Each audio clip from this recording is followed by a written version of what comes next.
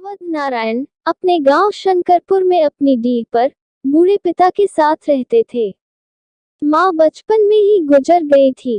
दोनों बाप बेटे मिलजुल कर खाना बनाते और अपनी थोड़ी सी खेती और गाय के झुंड की देखभाल करते। अपनी डीह पर केवल 2 आनी और आसपास के लोगों का बड़ा परिवार था। मासूम अवध नारायण अपने पिता से पूछते, बाबूजी, और लोगों का इतना भरा पूरा परिवार है, चाचा, ताऊ, चचेरे भाई, गोतिया दियाद, पर अपना तो कोई नहीं है। बाबूजी एक ठंडी सांस लेते और बोलते, बेटा, इस डीह पर जहाँ तक मुझे याद है बस एक ही बेटा पैदा होता है। पता नहीं ये कैसा अभिशाप है इस डीह पर कि वंश भी यहाँ बढ़ता ही नहीं। मैं एक, मेरे बाबूजी एक, मेरे दादाजी एक, और अब देखो तुम भी एक, तो फिर चाचा, ताऊ, गोतिया देयाद कहाँ से होगा। अवध नारायण का पूरा बचपन बाबूजी के प्यार के सहारे ही गुजरा। बाकी जगह या तो था तिरस्कार या थी सहानुभूति। दूसरे बच्चों से झगड़ा भी होता तो दब जाते, क्योंकि इनकी पीठ पर खुद के अलावा दूसरा कोई और लड़ने वाला नहीं था। खेत अपना था, लेकिन लहलहाते फसल के बीच गांव का कोई आदमी अपने मवेशी को घुसा देता। जब पता चलता तो वह हंस देता, बोलता, अरे पशु ही है, घुस गया तो क्या हुआ, निकाल दो। मासूम अवध नारायण इन बातों से बहुत आहत होता, जी करता कि उनके मवेशियों को लाठी से पीटकर खेत से निकाल दे, लेकिन डरता कि बात बढ़ गई तो फिर लेने के देने पड़ जाएंगे। गांव वालों के इन्हीं तिरस्कार व सहानुभूति के बीच वह पहले किशोर व फिर जवान हो गया। लेकिन एक बात उसके जेहन में घर कर गई कि ताकत के बगैर जीना बेकार है। जब से थोड़ी बुद्धि हुई तभी से कुश्ती शुरू कर दिया। अखाड़े में नियमित जाने से कुछ और लड़कों से दोस्ती हुई। हालांकि कद काठी ने उनका उतना साथ नहीं दिया, लेकिन दांव पेंच से कुश्ती के अच्छे खिलाड़ियों में उनकी गिनती होने लगी। जब बड़े हुए तो एक पहलवान के रूप में उनकी ख्याति थोड़ी बढ़ी और कुछ छोटे लड़के उनसे कुश्ती के दांव पेंच सीखने भी आने लगे। आदमी जिस चीज की लालसा रखता है, अपना सारा ध्यान उधर ही लगा देता है। वह भी अपना पूरा ध्यान अपने शारीरिक सौष्ठव और दोस्तों के साथ दोस्ती गांठने में लगाता। दिन तेजी से बीत रहा था। इस बीच उसकी शादी भी हो गई। बचपन की कुंठा थोड़ी कम हुई। खेती इतनी थी कि आराम से घर चल जाता था, लेकिन एक बात हमेशा दिल को कचोटती, कारण ये था कि उसके खेत का 1-2 टुकड़ा गांव के ही दबंग जबरन जोतते थे। उसकी फसल पर उन दबंगों का ही अधिकार था। जब थोड़ा आत्मविश्वास बढ़ा तो एक साल एक खेत की, जिसे अब तक गांव का ही कोई दबंग जबरदस्ती जोतता था, उसने खुद ही जोता। गांव में बड़ी हलचल हुई। दबंग के लठैत लाठी भाला लेकर खेत में पहुंच गए, लेकिन उसका आत्मविश्वास डिगा नहीं। अकेले अपने 1-2 साथियों के साथ लाठी लेकर खेत में उठ गया। अंग्रेजों का जमाना था, कानून से लोग डरते थे। जब दूसरे पक्ष ने देखा कि अवध नारायण आज प्रण करके आया है कि जब तक जान है तब तक लड़ेंगे, तो उसने अपने लठैतों को वापस आने का इशारा किया और खेत पर अपना दावा छोड़ दिया। ये अवध नारायण की पहली जीत थी और आज उसे पहली बार लगा कि इस गांव में उसका भी कोई अस्तित्व है। समय के साथ घर में एक नया मेहमान आया तो वह खुशी से फूला न समाया। उनकी धर्मपत्नी स्वयं पढ़ी लिखी तो नहीं थी, लेकिन उनके मायके में उनके भाई पढ़े लिखे थे। उन्होंने उसी वक्त फैसला ले लिया कि बच्चा बड़ा होकर अपने ननिहाल में अपने मामा के पास पढ़ाई करेगा। अवध नारायण इस बात से सहमत नहीं थे। उनका तो मन था कि इस डीह पर बच्चों की किलकारियां गूंजे, लेकिन होने को तो कुछ और ही मंजूर था। कुछ दिनों के बाद घर में एक और बच्चे ने जन्म लिया, लेकिन महज 5-6 दिनों में ही चल बसा। उनका मन हमेशा सशंकित रहता कि पता नहीं इस डीह पर दूसरा बेटा होगा या नहीं। जब 2 वर्ष बाद एक और बेटा हुआ और कुछ दिनों बाद वह भी चल बसा, तब अवध नारायण का मन पूरी तरह से डर गया। सबसे पहले तो उसने अपने बड़े बेटे को ननिहाल उसके माना के पास भेज दिया और घर में गृह शांति के लिए पूजा पाठ भी कराया। इससे कुछ फायदा हुआ या नहीं, परंतु उसके मन को शांति अवश्य मिली। पूजा पाठ का प्रताप था या कुछ और। एक बार फिर से एक और बेटे का जन्म हुआ। इस बार दोनों प्राणी काफी चौकन्ने थे और पंडित जी द्वारा बताई गई सारी प्रक्रियाओं का पालन भी कर रहे थे। बच्चा धीरे धीरे बड़ा होने लगा और जैसे जैसे उसकी उम्र बढ़ती गई, अवध नारायण का डर भी कम होता गया। उनकी धर्मपत्नी इस बेटे को भी ननिहाल भेजना चाहती थी, लेकिन इस बार अवध नारायण अड़ गया और इस पुत्र को अपने पास ही रखा। इसके बाद एक एक कर 2 और पुत्र हुए और कुछ ही दिनों में डीह पर बच्चों की किलकारियां गूंजने लगी। अवध नारायण बच्चों की किलकारियों से फूला न समाता। लगता चलो इस डीह का अभिशाप मिटा। वंशबेल ने पहली बार एक से ज्यादा शाखाएं देखी थी। धीरे धीरे बच्चे बड़े होने लगे। वे सब गांव के स्कूल में ही पढ़ने जाते। बड़ा बेटा इन सब से ज्यादा बड़ा था और जब आईएससी करने के बाद दूर के एक गांव में हाई स्कूल में बतौर साइंस टीचर बहाल हुआ तो अवध नारायण की खुशी का कोई ठिकाना नहीं रहा। गांधा में घूम घूम कर सबको बताया कि बड़ा वाला लड़का स्कूल में मास्टर हो गया है। फिर सारे छोटे भाई बड़े वाले के पास रहकर ही पढ़ने लगे। अवध नारायण खुश था, लेकिन एक बात उसे खटकती थी कि अगर सारे बच्चे इसी तरह पढ़ लिख कर बाहर चले जाएंगे तो फिर तो गांव में वह अकेला ही रह जाएगा। मगर फिर लगता कि चलो अच्छा ही है, पढ़ लिख कर बच्चे काबिल हो जाएंगे, 2-4 पैसे कमाएंगे तो सब मिलकर बड़ा सा घर बनाएंगे। पैसा रहेगा तो खेती भी अच्छी होगी। एक दिन अवध नारायण खेत में बुनाई कर रहे थे तो देखा कि विपिन दूर से आ रहा है। विपिन उनकी तीसरी संतान थी। क्या बात है बेटा, आज खेत में आए हो? अवध नारायण उसकी तरफ देखकर बोले। कुछ नहीं बाबूजी, अब मैं पढ़ने नहीं जाऊंगा। विपिन का सिर नीचे झुका हुआ था। क्यों, क्या बात हो गई? अवध नारायण ने अचरज से उसकी ओर देखा। बाबूजी, अगर सभी पढ़ने ही लगेंगे तो आपके बाद खेती कौन करेगा? विपिन ने अपने मन की बात बेधड़क कह डाली। अवध नारायण कुछ पल के लिए सोच में पड़ गए, फिर सोचा चलो बाद में घर जाकर बात करते हैं। घर आकर जब माँ ने विपिन के निर्णय के बारे में सुना तो गुस्से से बोली, तुम ये सब छोड़ो, बस पढ़ाई पर ध्यान दो। लेकिन विपिन ने तो जैसे फैसला कर लिया था। अवध नारायण ने बीवी को समझाया और बोले कि जब सभी लड़के पढ़ ही रहे हैं तो एक बच्चा खेती के लिए भी तो चाहिए, रहने दो। जब इसकी इच्छा नहीं है तो जबरदस्ती करने का कोई फायदा नहीं है। माँ भी मान गई। विपिन की तो मानो मुराद पूरी हो गई। अब वह पढ़ाई लिखाई छोड़कर बाबूजी को खेती में मदद करने लगा। एक दिन जब अवध नारायण खेत में पानी लगा रहे थे तो विपिन ने उनसे पूछा, बाबूजी, खेत का ये पूरा टुकड़ा कितना होगा? बाबूजी बोले, बेटे ये 1 बौधा है। अच्छा, 1 बीघा इतना बड़ा होता है? विपिन आश्चर्य से खेत के चारों ओर फैले मेड़ का जायजा अपनी आंखों से लेने लगा। अच्छा बाबूजी, अपने पास कुल कितना खेत होगा? विपिन की जिज्ञासा बढ़ती जा रही थी। बाबूजी बोले, बेटा कुल खेत तो करीब 16 बीघा है, लेकिन करीब 2 बीघे पर अपना अधिकार नहीं है।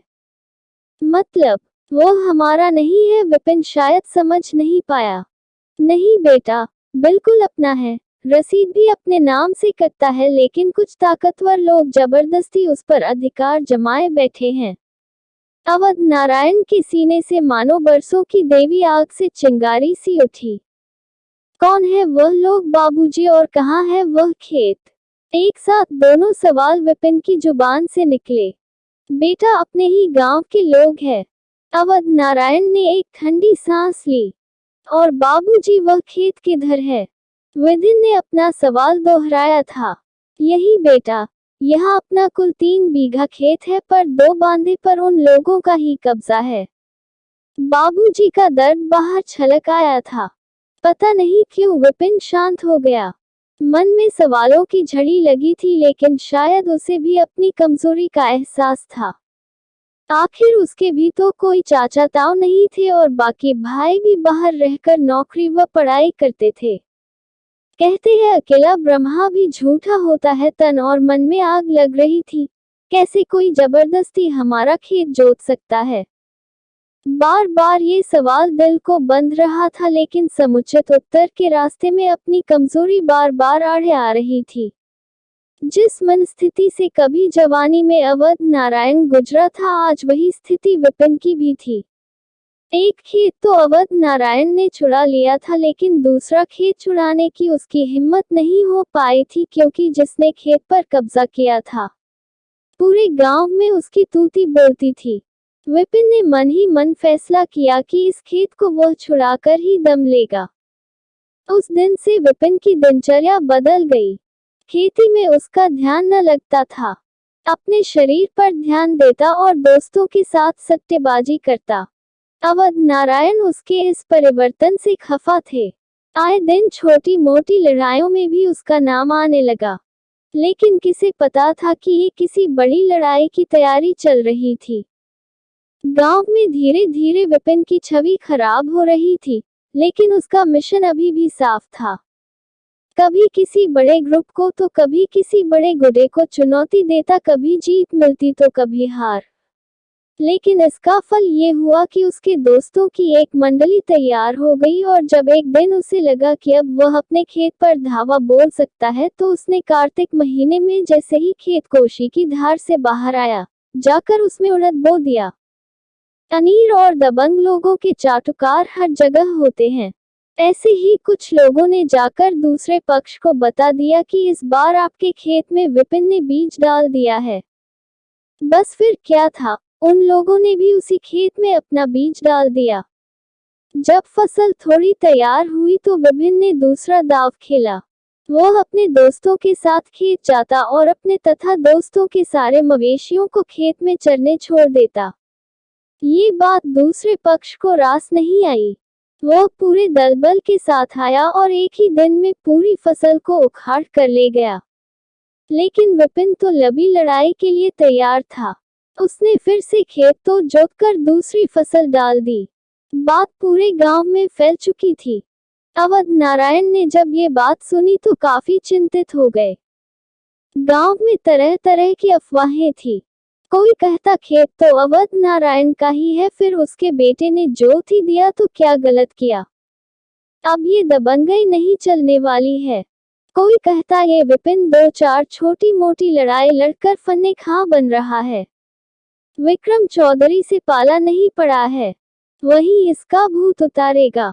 कोई कहता आज रात में विक्रम राइफल लेकर इसके दरवाजे पर आया था, लेकिन ये डरकर वहां नहीं सोया था, नहीं तो आज ही इसका खेल खत्म हो जाता। जितने मुंह उतनी बातें। अवध नारायण अपनी सारी बुद्धि लगाकर बेटे के पक्ष में जनमत तैयार करता था, लेकिन मन ही मन काफी डरा हुआ था। दबंगई जब शीर्ष पर पहुंचती है तो उसे बरकरार रखने की जद्दोजहद शुरू होती है। वहां उत्साह की कमी होती है। इस दांव पेंच लगाकर किसी तरह उस आसन पर कायम रहने की कोशिश होती है, परंतु जहां लड़ाई अपने अस्तित्व की होती है, वहां उत्साह भरपूर होता है और लोग जान की बाजी लगाने से भी नहीं डरते हैं। शायद यही अंतर इस लड़ाई में था। विक्रम चौधरी अपने शीर्ष पर था और इस छोटी लड़ाई में उलझना नहीं चाहता था। इस लड़ाई में उसकी जीत से उसके पद में या उसकी प्रतिष्ठा में कुछ फर्क नहीं पड़ने वाला था, परंतु हार की स्थिति में गांव पर उसके अघोषित वर्चस्व में सेंध लग जाती। इधर विपिन के पास खोने के लिए ज्यादा कुछ नहीं था और जीत उसको शीर्ष पर बिठा देती। लेकिन तभी विक्रम चौधरी ने एक सधा हुआ दांव खेला और बोला कि जिसके पास जमीन का असली कागज हो वही खेत पर अधिकार पाए, और ये फैसला गांव के पंच करें। हमें किसी की जमीन जबरदस्ती खाने का कोई शौक नहीं है। मेरे पास खुद की 100 बीघे जमीन है। इस 2 बीघे से हमारा घर नहीं चलता है। चाल सधी हुई थी कि अगर जमीन जाती भी है तो अपनी बादशाहत पर कोई बट्टा न लगे। अवध नारायण ने जब ये बात सुनी तो खुशी से फूले न समाये एक एक कागज जोड़ जोड़ कर निकाला और अंत में पंच के फैसले से जमीन उन्हें मिल गई। विक्रम चौधरी की इज्जत और बढ़ गई।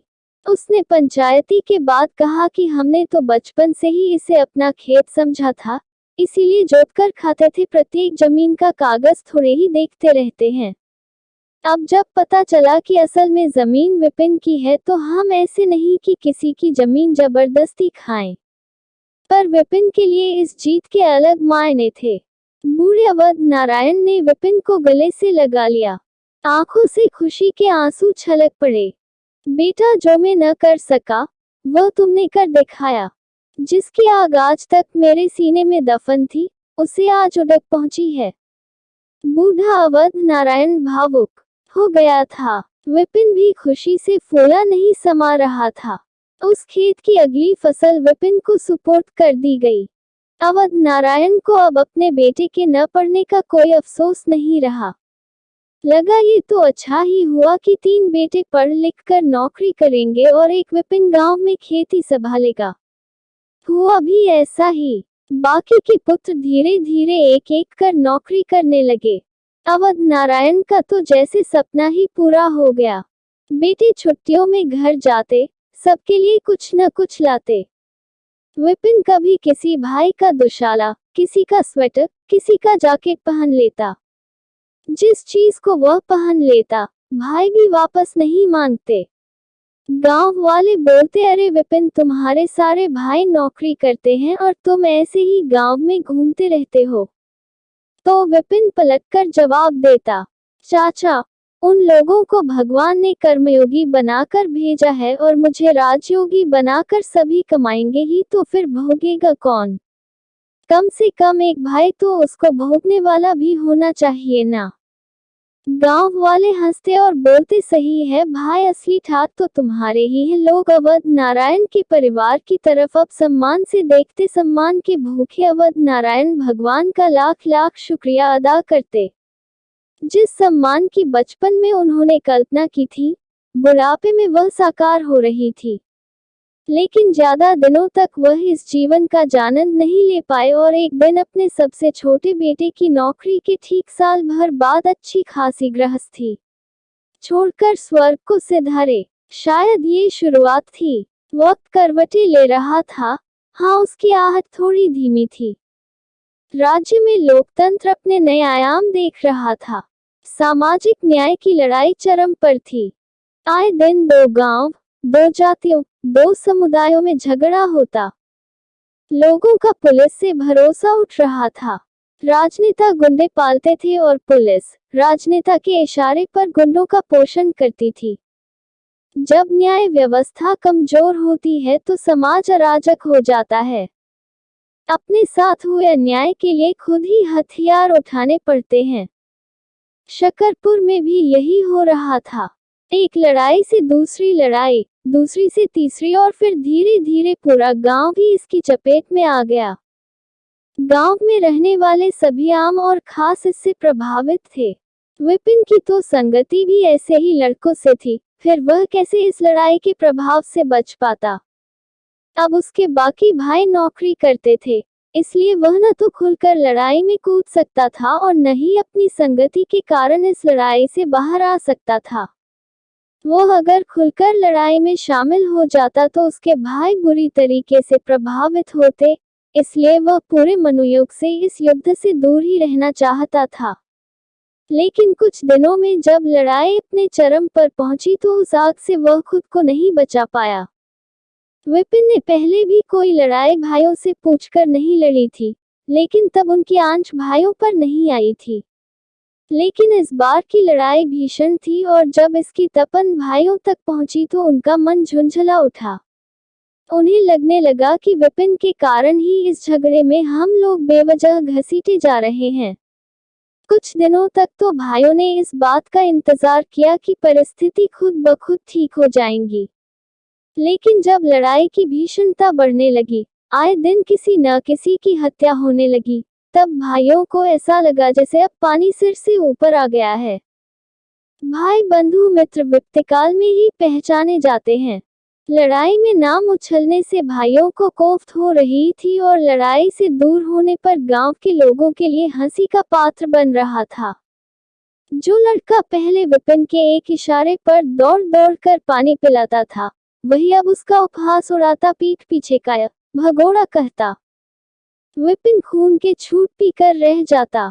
पल भर को लगता हाथ में बंदूक उठाने भर की देर है, यही लड़के फिर से हमारे पीछे घूमेंगे।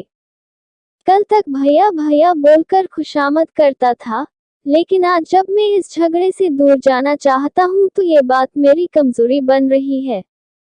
कभी सोचता कि इन लोगों से मेरा क्या मुकाबला है। मेरे सारे भाई नौकरी करते हैं। मैंने कोई भी गलत कदम उठाया तो इसकी आंच सभी भाइयों पर पड़ेगी। इन लोगों का क्या है, आगे नाथ न पीछे पगहा, इनकी कुछ भी खोने का डर नहीं है। ये सारी बातें सोचकर मन महसूस कर रह जाता। उधर भाइयों का प्यार विपिन के लिए छिछला हो रहा था। जो भाई बाहर रहते थे, उसने गांव जाना ही कम कर दिया। दूर से ही हाल चाल पूछते और विपिन को इन लफड़ों से दूर रहने की सलाह देते। सबसे बड़ा भाई गांव में ही नौकरी करता था। अब पता नहीं मजबूरी में या फिर प्यारवश वही थोड़ा बहुत विपिन की मदद को तैयार रहते। इसका एक कारण ये भी था कि विपिन के बच्चे इस भाई से बहुत घुले मिले थे और उन बच्चों से शायद वह सचमुच अपने बच्चों जैसा प्यार करने थे। इसीलिए जब बड़े भाई ने गांव से बाहर शहर में जमीन खरीदी तो 2 कट्ठा जमीन विपिन के नाम से भी लिया। सबको उम्मीद थी कि ये बुरे दिन किसी बुरे सपने की तरह बीत जाएंगे, लेकिन एक सुबह जब बड़ा भाई सुंदरकांड का पाठ कर रहा था तो दिन दहाड़े घर के पास ही कुछ लोगों ने विपिन को गोली मार दी। मारने वाले ने इत्मीनान से गोली मारी और जब विपिन गिर गया तो वे लोग वहां से भाग खड़े हुए। लोगों ने आनन फानन में विपिन को अस्पताल पहुंचाया। अब इसे भगवान की असीम कृपा कहे या उसके पूर्व जन्म का पुण्य, ये बच गया। ये शायद उस गांव में उस परिवार का आखिरी लम्हा था। अब गांव छोड़ने के अलावा उन लोगों के पास और कोई विकल्प नहीं था। 2 भाई पहले से बाहर थे। बड़ा वाला जो गांव में ही शिक्षक था, उसने भी शहर को रुख किया। गांव छोड़ने का बाली भाइयों पर तो कोई खास असर नहीं पड़ा, लेकिन विपिन के लिए ये सब कुछ लुटने जैसा था। कुछ दिन तो विपिन भी अपने बड़े भाई के साथ रहा, लेकिन जब देखा कि इस घर में गांव के घर जैसा अधिकार नहीं है तो अपने भाई द्वारा दिए गए उसी 2 कट्ठे की जमीन पर झोपड़ी बनाकर रहने लगा। बड़े वाले भाई ने इतनी मेहरबानी की कि उसके बच्चों को पढ़ाने की जिम्मेदारी ले ली। विपिन के लिए यही बहुत था। साल दर साल बीते समय ने करवट ली, गांव में भी धीरे धीरे शांति लौट आई। कल के दुश्मन अब दोस्त बने फिरते थे। विपिन को लगता कि अगर सारे भाई मिलकर गांव में मकान बना ले तो अब फिर से गांव जाकर ही रहें। अब धनरायण के सारे कर्मयोगी पुत्र शहर में अपने मकान में ठाठ से रहते थे और राजयोगी विपिन अपनी पत्नी के साथ उस 2 कट्ठे की जमीन के पास ही बंजारे की जिंदगी जी रहा था। एक भाई का अधबना सा मकान ही आजकल उन दोनों का आशियाना था। भाग्य लक्ष्मी इतनी क्रूर हो सकती है, ये किसने सोचा होगा। सारे भाई शहर में मकान पर मकान बना रहे थे, लेकिन जब गांव में मकान बनाने की बात आती तो सबके पास पैसे कम पड़ जाते। पुश्तैनी डी पर घर बनाना शायद किसी के लिए फायदे का सौदा नहीं था, इसलिए वहां घर बनाने के लिए किसी के पास पैसे नहीं थे। कदाचित एक बार चारों बेटे उस घर को स्वर्गवासी पिता की अधूरी तमन्ना ही मान लेते, लेकिन इन भावों के लिए शायद अब कहीं जगह नहीं बची थी। सबको लगता मुझे कौन सा रहना है, वहां जो रहेगा वह बनाएगा। अब रहने वाला तो विपिन ही था, पर उसके पास अकेले अपने बूते घर बनाने का सामर्थ्य नहीं था। विपिन अपनी बेचारगी पर तरस खाता। भाइयों की बेरुखी उसे अंदर से खाए जाती। कभी लगता अगर उस वक्त भाइयों की परवाह न कर बंदूक ही उठा लेता, या तो लड़ाई में मर जाता या फिर सामर्थ्यवान ही बन जाता, कम से कम ये जिल्लत भरी जिंदगी तो न देखनी पड़ती। कार्तिक पूर्णिमा का दिन था। शंकरपुर में उत्सव का माहौल था। परंपरा थी कि आज पुरखे कौवा बनकर घर के आंगन में आते हैं और भगवान पर चढ़ाए गए लाया, मूदी और गुड़ से बना एक पकवान को खाते हैं। लोग कौवे के आने का इंतजार करते कि वह लाया लेकर जाए, फिर वह प्रसाद आपस में बांटे। इस बार अवध नारायण अपनी पत्नी के साथ आया था। कौवा बनकर रास्ते भर बातें करता आया था अपनी पत्नी से कि अब चलकर देखते हैं कैसा घर बना है। अब तो घर पोते पोतियों से भरा होगा। पता नहीं कौन कौन सा बेटा आया होगा। कोई बात नहीं, विपिन तो होगा ही, उसे कौन सी कमी होगी। खुद का खेत, 3 भाई नौकरी करने वाले। अब वह पहले जैसी बात थोड़ी रही जब डील पर एक ही दिया जलता था। अब तो 4 बेटों का डी है वह। बातों बातों में कब शंकरपुर आ गया पता ही नहीं चला। अब तो गांव पूरा बदल गया था। धीरे धीरे अपना घर ढूंढने लगा, पर घर था कि मिलने का नाम ही नहीं ले रहा था। आसपास के घरों में कौवे मंडरा रहे थे, कुछ झपट्टा मारकर लाया उठा रहे थे, कुछ तो अब वापस भी जा रहे थे। चारों तरफ हलचल थी। अवध नारायण अब थोड़े थक भी रहे थे। उसने फिर से एक सिरे से अपने घर को ढूंढना शुरू किया, लेकिन जहां वह पहुंचता वहां कोई घर था ही नहीं। उसे लग रहा था कि कुछ गलती हो रही है, घर तो बहुत बड़ा बना होगा। पर ढूंढते ढूंढते अब उसकी हिम्मत जवाब दे रही थी। किसी आशंका से उसका मन भयभीत हो रहा था। दिमाग में विचारों की आंधी चल रही थी। एक बात तो तय थी कि डीह वाली जगह यही है, लेकिन यहाँ तो न कोई आदमी है और न ही कोई घर। कहाँ गए मेरे बेटे? मेरे 4 बेटे क्या एक घर भी नहीं बना सके? एक लाया चढ़ाने वाला भी कोई नहीं है। लेकिन विपिन, वह कहाँ गया? वह तो ये गांव छोड़ने वाला नहीं था। अनसुलझे सवालों की गुत्थियों जब दिमाग को मथने लगी, तो भगवान का स्मरण किया। हे भगवान, मुझे बस एक बार दिखा दो कि मेरे बच्चे कैसे हैं, मैं फिर कुछ नहीं मांगूंगा। आत्मा ही तो थे वो, फिर परमात्मा उनकी बात कैसे नहीं सुनते। पल भर में पूरा दृश्य उसके सामने था। अवध नारायण देखते हैं कि सारे बेटों का बड़ा बड़ा घर अलग अलग शहरों में बना है। चेहरे पर खुशी की स्मित रेखा ठीक से फैली भी नहीं थी कि दृश्य बदल गया। ये क्या उसका लाडला, इस डीह का असली वारिस, राजयोग लेकर पैदा हुआ विपिन, किसी तीसरे शहर में अपने किसी भाई के अचुभने से मकान में बहुत दयनीय जिंदगी गुजार रहा है। अव्य नारायण को ये माजरा कुछ समझ में नहीं आया। जब उससे विपिन की हालत नहीं देखी गई तो अपने वर्तमान में आ गया। सामने देखता है कि डी सुना पड़ा है। उसने मन ही मन सोचा, पहले कम से कम एक बेटा तो होता था डी पर दिया बाती के लिए। ऐसे 4 बेटों के वरदान से तो उस एक बेटे का अभिशाप ही बढ़िया था। उसके मुंह से एक आग सी निकली, लगता है डी का अभिशाप और गहरा हो गया है।